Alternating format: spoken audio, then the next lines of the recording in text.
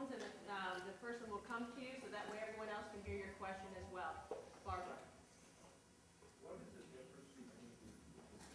Yeah. What is the difference between?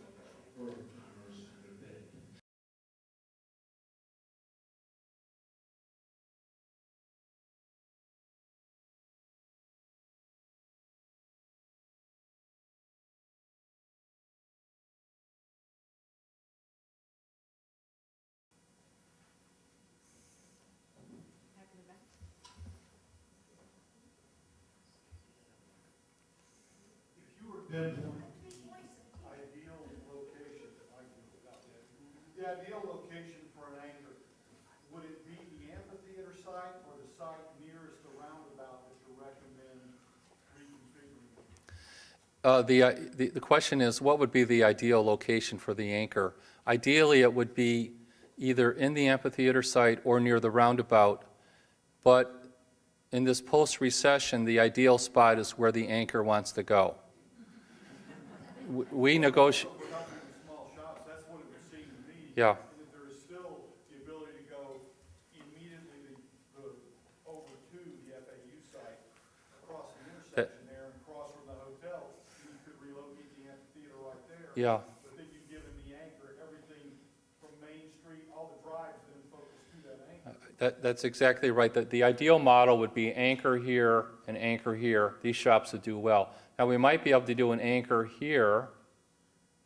I'm not going to recommend you get rid of the amphitheater, but if you just asked in a cold, hard model, that would do it. But I think we could come up, there's so much underutilized property here, and the FAU campus was beyond our scope, but I think you could do that. The big question, I think, though, for this community and for the policymakers is, do you want an anchor? That's a radical idea. Or would you like and there's nothing wrong with the status quo. These shops will be filled either with other nice shops or nice professional office. And you could have a very nice town center of roughly the size you are with professional office. That's a completely viable option. Okay, in the back.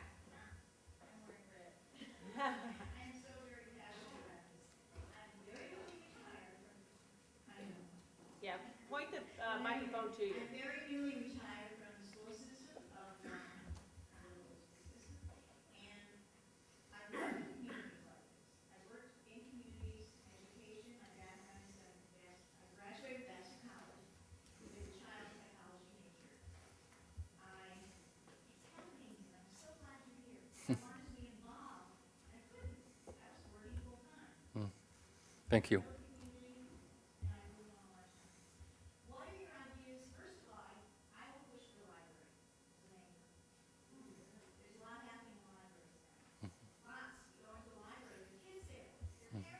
Yeah.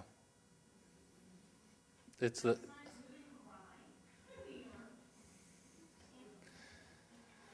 yeah. I mean, the town centers that we're planning today all have libraries in them, and the developers usually contribute a lot to have the library there for business reasons. It also, there's a term called lifestyle center. That means it's just retail. If you have retail, civic, and housing, then you become a town center. And you're pretty close to that now.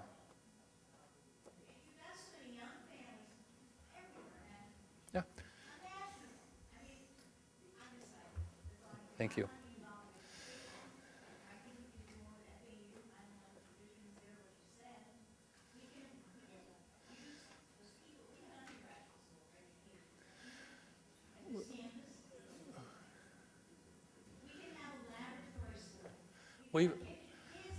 You're so lucky to have FAU here and Scripps and the other groups here. What we found a very minor thing the businesses showed me is that the students have a debit card that lets them use the cafeteria. And if that debit card could just be accepted in their restaurants, then we think it would help the business a lot. And there's lots of very minor things, and maybe that can't happen for policy reasons or contractual reasons with the vendor here. But there's lots of little things that are almost costless that would really help the businesses. You guys all coming here more often would help. We should all go out tonight for a good meal after this or something. I mean you need to support the businesses too. Just did.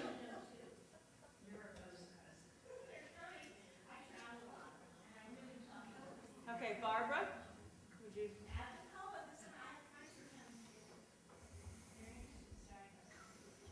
Good. Thank you. Thank you, Barbara. My question is a very quick one. Are there any actual shops lined up to go into Town Center right now? I'm not aware of any. I was told that there is a small professional office coming in, but I don't know that firsthand, and I don't know about the shop, so I don't want to comment because I don't know. But you have new management that I think is very competent and working hard at it. Not that the other one wasn't. I'm just saying that you have a new one that seems very motivated. I don't know the other one at all. Oh, you have a question. Hi, I'm property manager for Antigua Phase 3. Mhm. And I was wondering where you got your statistics for the foreclosure rate. Because from our statistics with our adversarial management, we only have a 3% foreclosure rate. The question is, where did I get the statistic on Antigua's foreclosures? And that was given to me by one of the groups we met with. And I don't know if that's true, so I'm saying it's reported, and I hope it's wrong.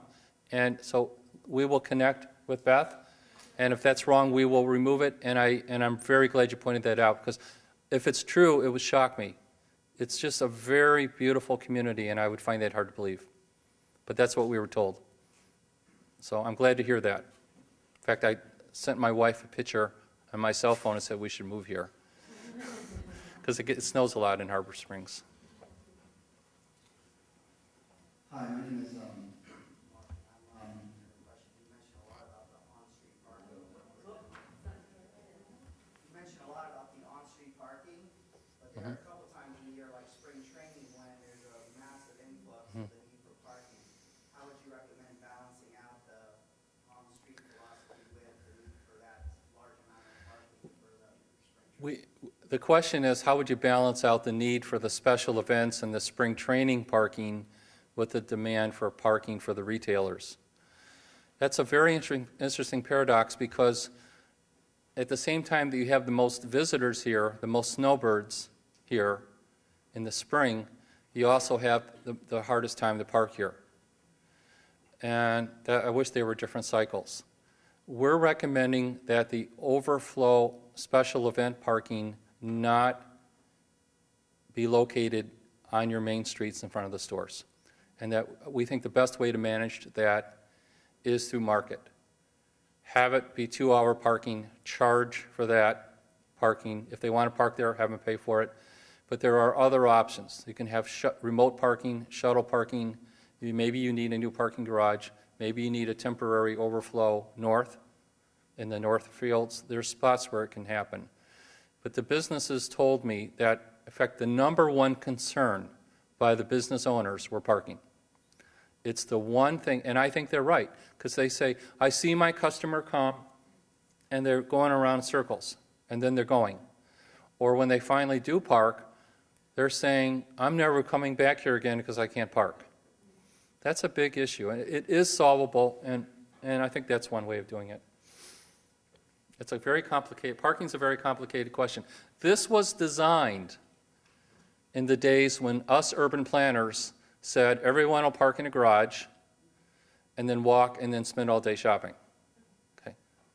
That was a theory I advocated against.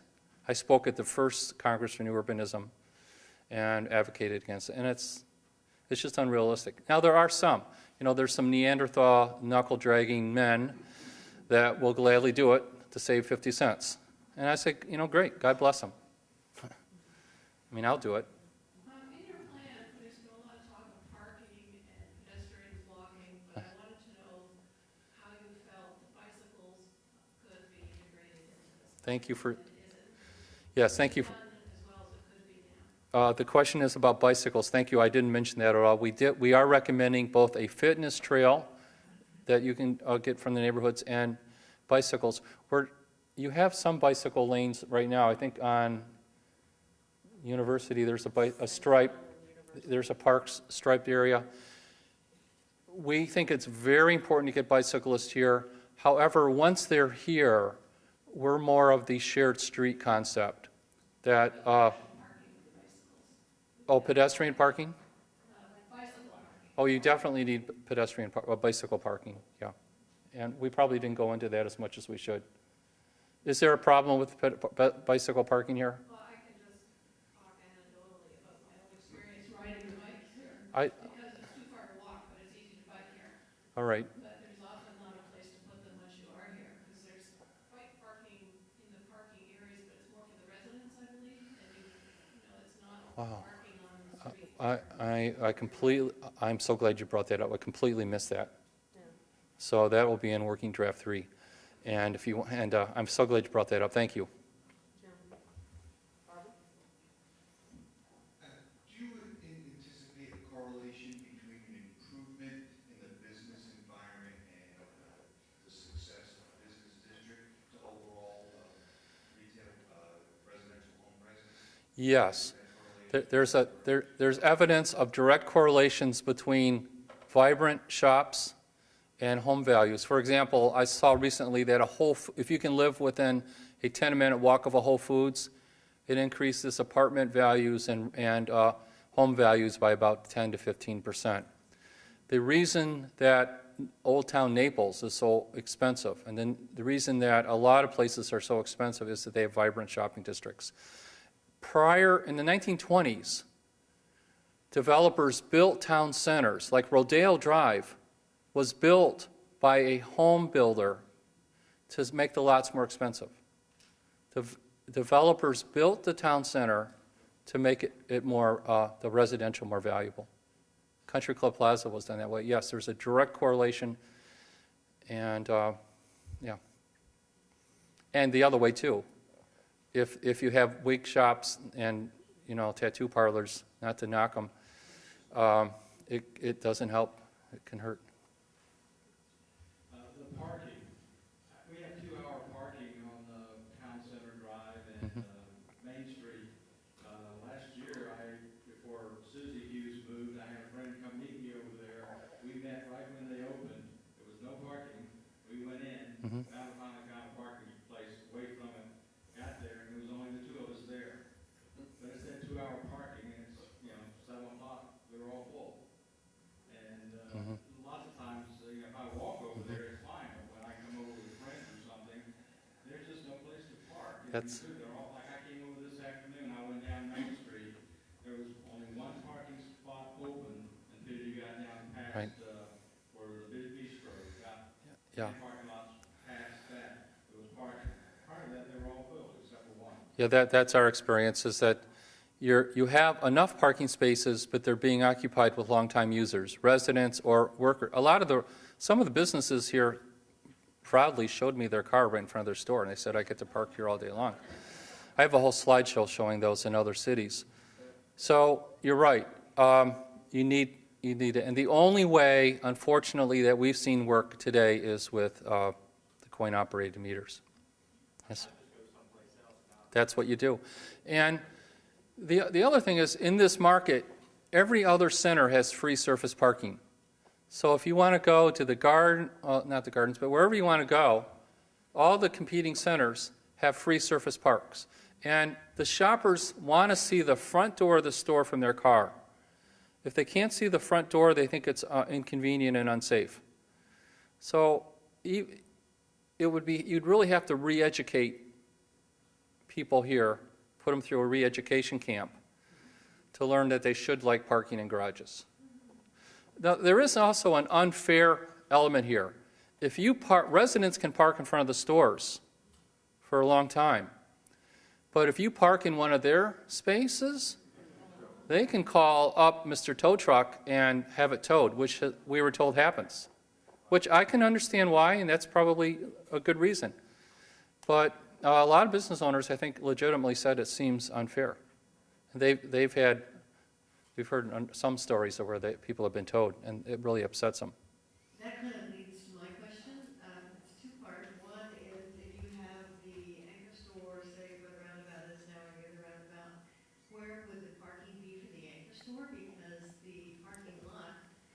for just residential parking and overflow event parking? And the second question is, right now on Town Center Drive, it's a little bit difficult to be a pedestrian because you're between the cars and the businesses that do come out and build a sidewalk and the big pots and the benches that are in the remaining little pedestrian area. So I don't hear you talking about any modification of pedestrian flow, especially on Town Center Drive. It's a little easier to walk on Main Street. Two good questions. If you were to bring in an anchor, especially in the lot by the roundabout, you'd probably have to have a one-level deck for them. And that works for anchors because you're going there to spend an extended period of time in that store.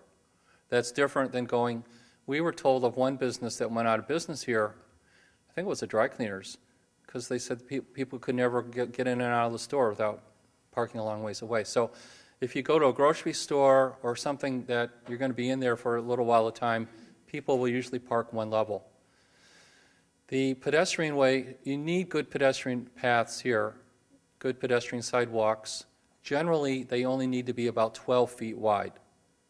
And we think on your Town Center Drive that if you were to pull the shops out, that you would have more than enough space. But you may decide maybe you just pull them out on Main Street, because those are where we're calling for the neighborhood stores. And then you keep Town Center Drive both sides with the arcades. This doesn't have to be an all-size-fits-all. But technically, there's more than enough room if you want to pull them out to have an adequate sidewalk. And then if you have a restaurant that needs outside dining, Dewani invented this. We did this in my hometown. They let him put a temporary deck in the parking space on the street. And then you take it out during the office time. Do you know when the Marriott is going to be built? I'm sorry? Do you know when the Marriott Hotel will be built? Didn't they break ground already? They're anticipating I'm kidding. breaking ground in January, but it hasn't happened yet, so we're not quite sure, but soon is what we hear. We're told it's very soon. We're wholeheartedly behind that, and it'll be a big boost for you to get it. One little question. Any idea if they're going to ever get the trolley running again? I don't know if they're going to do it. Our conclusions are that how can I say it? We're not recommending that the resources be spent on the trolley right now until you give them something to come to. And with lifestyles where people are now shopping as part of 2 or 3 other things they're doing, going to work, picking up the kids from daycare, the days of getting in a trolley and spending 4 hours for pleasure just aren't there. So we're probably a ways from that and from happening. Mm-hmm. What type of incentives do you think that we need to do to fill up that 50% of empty space that's in there? I don't know why anyone really at this point would come into Abacoa. We think you need to have commercial monument signage where they can have sign rights.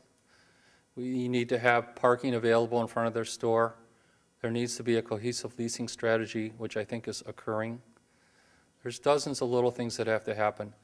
But let's say we fill 90,000 square feet with tenants.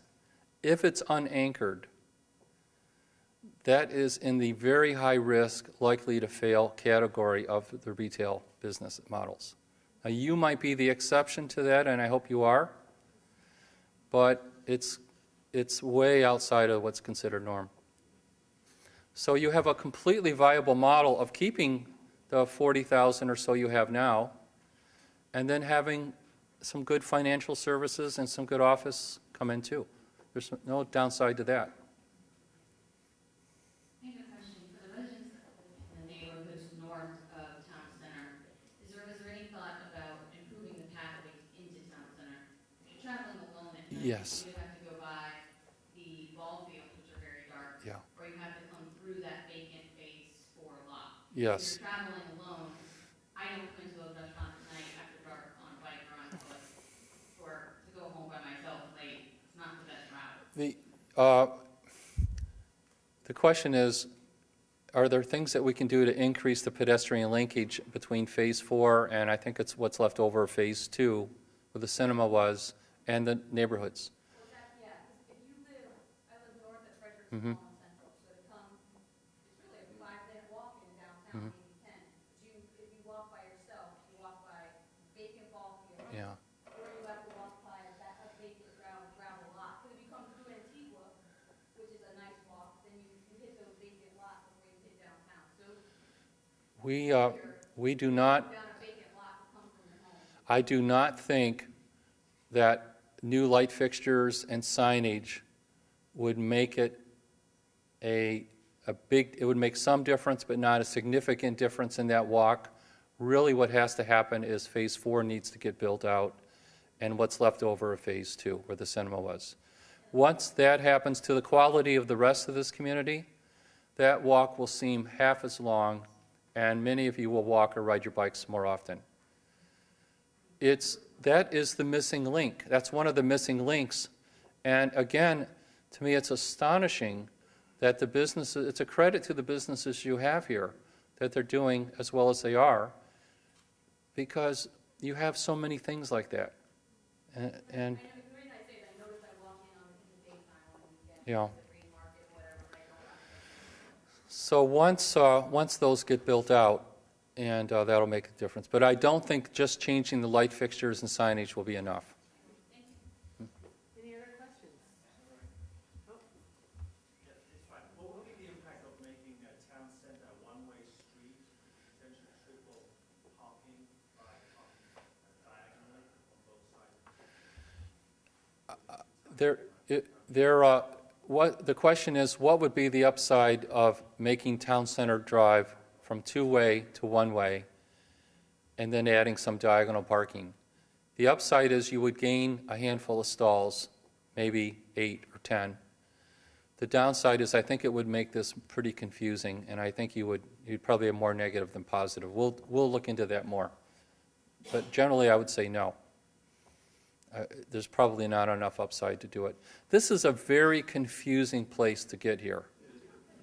If you're not lost after turning off Donald Ross, and then you get lost on the roundabout, and if you're not lost on the roundabout, you're in a triangle. It's quite confusing, and that's why we need the signage. Two questions. You talked about the blade signs, but I'm wondering about the front of the store signage, if you have any comment on that, and also if you have any comment on the awnings. Yes, I do. These are great questions. Thanks for raising them. The question is about the signage. This is, of course, a very beautiful building, but can you tell me what store?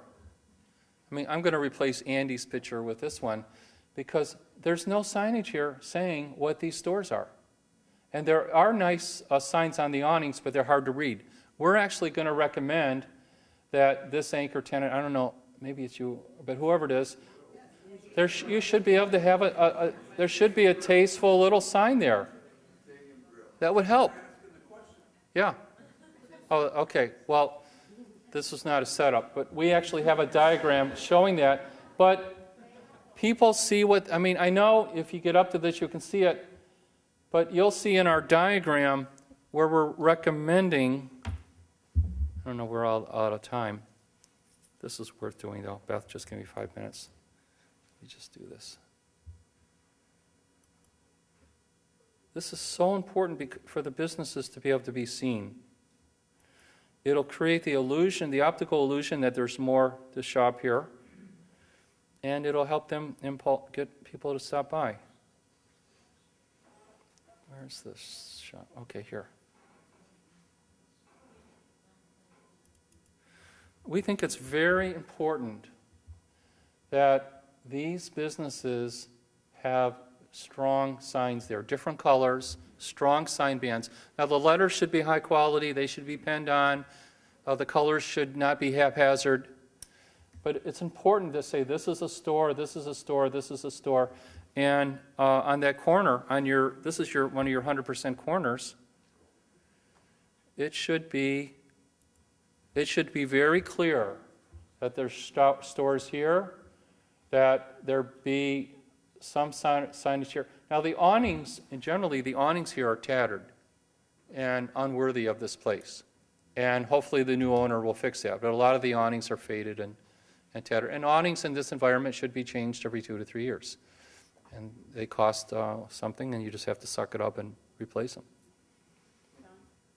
First, I want to say it's always a pleasure hearing you present, and certainly a lot of tough medicine for many of us to take, as business owners, community leaders, and such. I just want to say that you bring up many new ideas that will help invigorate and bring things together to move forward. And one of the things we have been lacking is a direction and a commitment to where we're trying to head. And I think just for the audience in general, I think it's important that we recognize that there's been a lot of these great ideas, and you kind of summarize them, because half of them have at least been talked about or approved in some manner to move forward in the town center. And we really need to kind of gel this all together and move forward. And I think one of your ideas about having this emergency development authority, I agree, is probably unrealistic as a new form to bring this to fruition. But I would also say that I think there's also the powers that be that are committed to this effort that can make it happen without that tool. But I think it's an important idea to bring forward. Other than that, I just want to say I think the community is so strong that all we need to do is move forward with this direction and really take all the leap forward. I just want to say thanks again. Yeah, thank you. I think this could be you.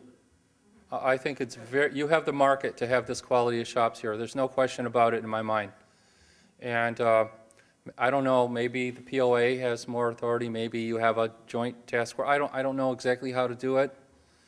But gee, you've got the hardest thing. You've got the infrastructure, you've got the parking decks, you've got beautiful buildings, you've got great market, great neighborhoods already built. Usually we have to build these before the neighborhoods are built. So the only thing that I'm a little worried about is you've got 500,000 square feet being built south of you someday, and other sites in this market. So you will have some competition. Now, on one hand, that being built south of you could be your anchor. Having the retailers that are too big for you could bring people from a long distance to come here, and then you could be a twofer, where they go there and then they come here to your shops and your restaurants. And that's very plausible that could happen. I could see that happening. One thing you didn't mention is any type of banking, which we don't see in Yeah. Abacoa. Is that not viable? Bank. You do need banks here. You all have bank accounts, we found out.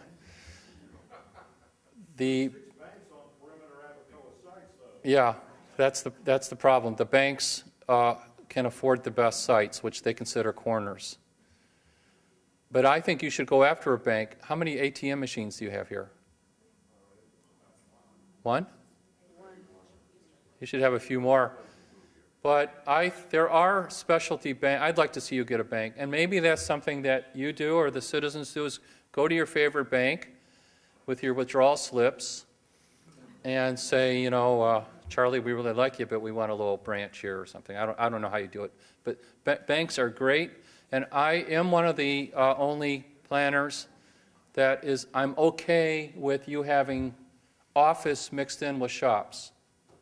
There are a lot of form-based codes now that say every foot has to be a retail or restaurant. I'm not of that. I used to be of that position. I'm not anymore. I think a bank, a real estate office, can bring people there on a regular basis, and there's no reason not to do that. They just have to look like that store in the bottom left. That's in Charleston, by the way. Any other questions?